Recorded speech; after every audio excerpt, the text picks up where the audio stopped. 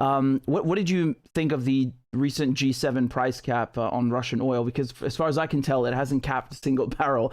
And the Chinese and the Indians continue to buy the Russian oil in droves. And how does this relate to the petrodollar? Are we seeing a decline in the value of the dollar in the future, perhaps? Because I know recently all the currencies have gone down vis-a-vis the dollar, but how does that relate to the future of the U.S. currency and specifically the petrodollar?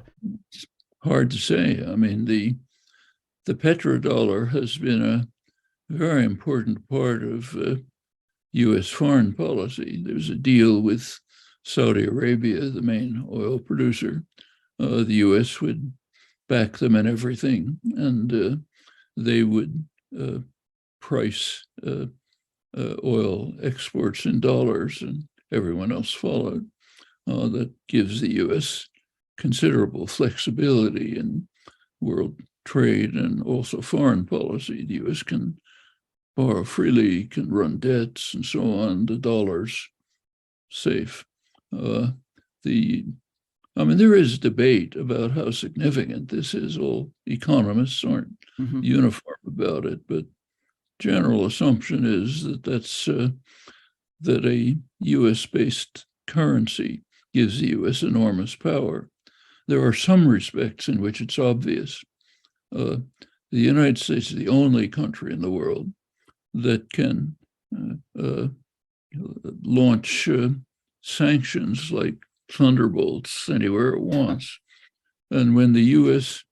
imposes a sanction, it's a third-party sanction. Other countries have to obey it, whether they like it or not. Right.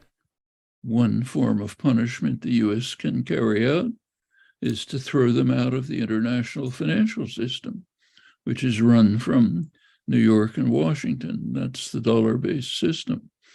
The world may oppose the sanctions. So let's say Cuba, for example. The United States has imposed extremely harsh sanctions to try to destroy Cuba.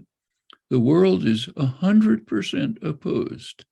If you look at the UN votes, there's a vote every year in the General Assembly. Unanimously opposed, only Israel votes with the United States, and they have to. Doesn't make any difference, barely even gets reported. They obey the sanctions. It's too dangerous not to. The same with the Iran sanctions that Trump imposed and that Biden's extended. Europe doesn't like them at all, said so openly, but they abide by them. Well, if you start developing more complex multipolar commercial financial arrangements, that's all going to decline.